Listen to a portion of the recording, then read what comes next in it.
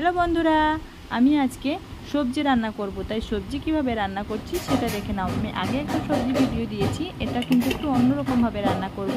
আমি একটা বড় সাইজের পেঁয়াজকে কুচি করে নিয়েছি।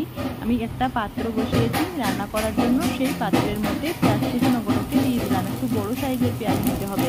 আমি আজকে কাটাকুটিগুলো দেখালাম না, ধোয়াধুয়িগুলোও দেখাচ্ছি না। আমি এখানে সরাসরি রান্নায় চলে এসেছি। আজকে আমি এই রান্না করবো, সেটাই তোমাদের সঙ্গে শেয়ার করছি বা তোমাদেরকে দেখাচ্ছি শুধু রান্নাটাই। আমি একটা বড় সাইজের পেঁয়াজ কুচি করে দিয়ে দিলাম, তার মধ্যে পরিমাণ মতো তেল দিয়ে দিলাম সরিষে। এবার এই সরিষার তেল দিয়ে পেঁয়াজটাকে একটু নাড়াচাড়া করে নেব, পেঁয়াজটাকে একটু ভাজা ভাজা করে নেব।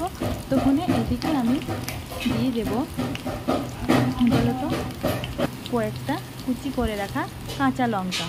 আমি এখানে দিয়ে দিচ্ছি কুচি করে রাখা কাঁচা লঙ্কা।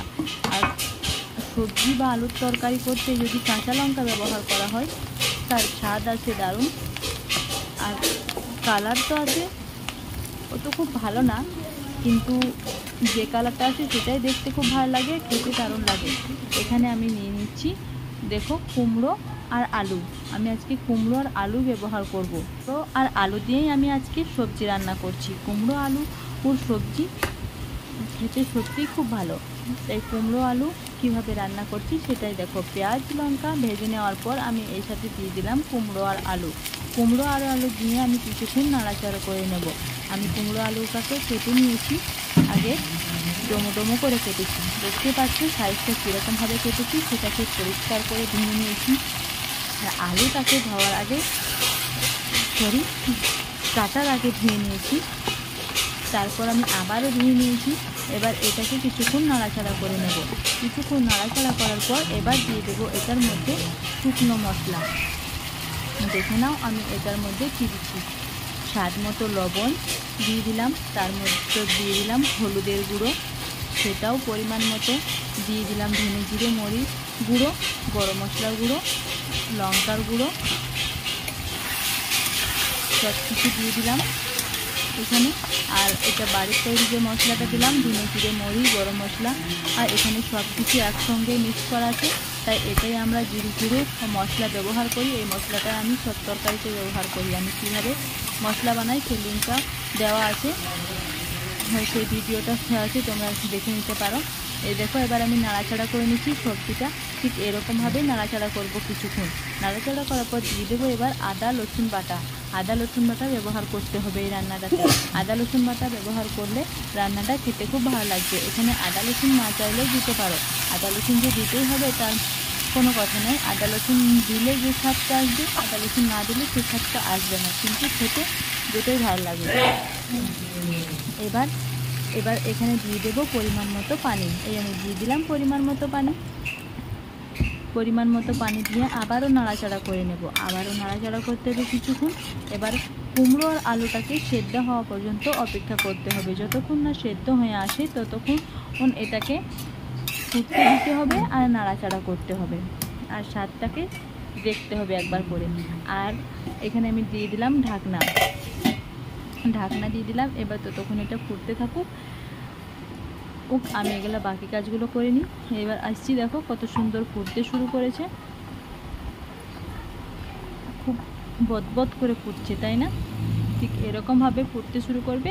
কিছুক্ষণ পরপর ঢাকনা সরিয়ে দেখে নিতে হবে এটা কি পর্যায়ে আছে। ঢাকনা সরিয়ে না দেখলে তো বুঝতে পারা যাবে না। কিন্তু এখানে তোমরা আরও সবজি ব্যবহার করতে পারো।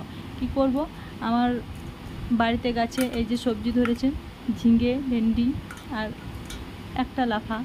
কি করব এই অটাইমে, আর কিছু করারও নেই, আর রান্না আমি চাপিয়ে দিয়েছি। তাও কি করব, আমি কেটে নিলাম এগোটাকে কেটে নেওয়ার পর এই যে রান্নাতে দিতে গেলাম, তার রান্না প্রায় শেষের দিকে। এই রান্নাটা আর দেওয়া যাবে না, তাহলে কি করি, রান্নাটা আরও কিছুক্ষণ হবে, কিন্তু কাঁচা সবজি তরকারিতে যদি দেওয়া যায় তাহলে দেওয়া যাবে না। চলো দেখা যাক কী করা যায়। আমি আর একটা কড়া বসিয়েছি গ্যাসে, তার মধ্যে দিয়ে দিলাম পরিমাণ মতো সরিষার তেল। দিয়ে দিচ্ছি। গরম হয়ে আসলে তার মধ্যে দিয়ে দেবো কেটে রাখা সবজিগুলোকে। সবজির মধ্যে এখানে আমার কিছু নেই, সবজি হচ্ছে লতা ঝিঙে আর 4টে ভেন্ডি আর একটা ছোটো সাইজের লাফা। বাড়ির গাছে এটাই হয়েছিল, কিন্তু টাটকা সবজি রান্না খেতে খুব বেশি ভালো লাগে, তার জন্য আমি এগুলোকেও রেজে নিয়েছি। আর দিয়ে দিলাম পরিমাণ মতো লবণ। এই সবজিতে যে লবণটা লাগবে শুধু সেই লবণটাই দিয়েছি, খুব বেশি না, হাফ চামচ। এবার এটাকে একটু ভাজা ভাজা করে নেব বা কষিয়ে নেব। কিন্তু কাঁচা সবজি যদি ওই তরকারিটার মধ্যে দেওয়া যেত তাহলে কিন্তু ওই যে সবজিটা রান্না করছি তার কিন্তু স্বাদ নষ্ট হয়ে যেত, মানে সেটা খেতেই আর ভালো লাগতো না। তাই আমি এটাকে একটু ভাজা ভাজা করে নিচ্ছি। দেখতে পাচ্ছ কেমন বুজবুজ করছে, ঠিক এরকমভাবে তো নাড়াচাড়া করে ভালো করে ভাজা ভাজা করে নিতে হবে। আমার এখনও ভাজানো হয়নি, কিন্তু হয়ে যাবে একটু করে। এটাকে দেখতে হবে সেদ্ধ হয়েছে কিনা, কারণ রান্না হয়ে যাওয়ার পরে যদি কোনো তরকারিতে কোনো কিছু দিই তো সেই তরকারিটাকে একটু ভালো করে ভাজা ভাজা করে নিতে হবে বা সেটাকে ভালো করে সেদ্ধ করে নিতে হবে, তারপর দিতে হবে। দেখতে পাচ্ছ কত সুন্দর হয়েছে, একটু লালচে বর্ণ করে আমি ভেজে নিয়েছি। এবার এই লালচে বর্ণটা আমি দিয়ে দেব এই সবজিটার মধ্যে। যেহেতু এটা আমি বন্ধ করে রেখে দিয়েছিলাম, কেননা বন্ধ না করলে এই সবজিটা আরও আগে হয়ে যেত আর তাহলে আর দেওয়া যেত না। আমি আবারও গ্যাসটাকে ধরিয়ে দিলাম। এবার আমি এটাকে একসঙ্গে মিক্স করে দেব আর কিছুক্ষণ সময় দেব এটা একসঙ্গে মিক্সড হয়ে, দুটো তরকারির স্বাদ যেন একসঙ্গে মিক্সড হয়ে যায় আর খেতে খুব ভালো লাগে। আর বাড়ির তৈরি, বাড়ির লাগানো টাটকা সবজি রান্না খেতে সত্যিই খুব ভালো।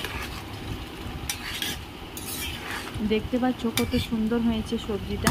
এরকমভাবে সবজি তোমরা বাড়িতে বানিও আর বাড়ির বড়দেরকে দিও, ছোটোদেরকেও দিও, তারা খেয়ে সত্যি খুব প্রশংসা করবে। দেখতে পাচ্ছ কত সুন্দর হয়েছে এই সবজিটা। ভাত দিয়ে, রুটি দিয়ে, মুড়ি দিয়ে, সব কিছু দিয়েই খাওয়া যাবে এই সবজিটা। সবজিটা দেখতে যতটা লোভনীয়, খেতেও কিন্তু দুর্দান্ত, মানে খাওয়ার স্বাদ না খেলে বুঝতে পারবে না। একবার হলে তোমরা বাড়িতে বানিও, তারপরে বুঝতে পারবে সবজি রান্না খেতে কতটা ভালো লাগে। শুধু মাছ মাংস ডিম খেলে যে শরীরে ভিটামিন থাকে, প্রোটিন পাওয়া যায়, ঠিক তা না। সবজিও শরীরের পক্ষে খুবই দরকারি বা খুবই জরুরি, তাই সবজিও খেতে হয় মাঝে মধ্যে।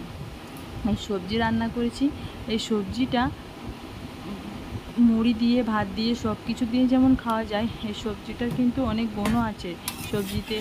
যেহেতু কুমড়োর যে গুণ সেটাও পাবে, আলুর গুণ আছে, ঢেঁড়স আছে, ঝিঙে আছে, লাফা আছে, সব কিছুই একসঙ্গে, একটু অল্প হতে পারে কিন্তু সব কিছুই আছে।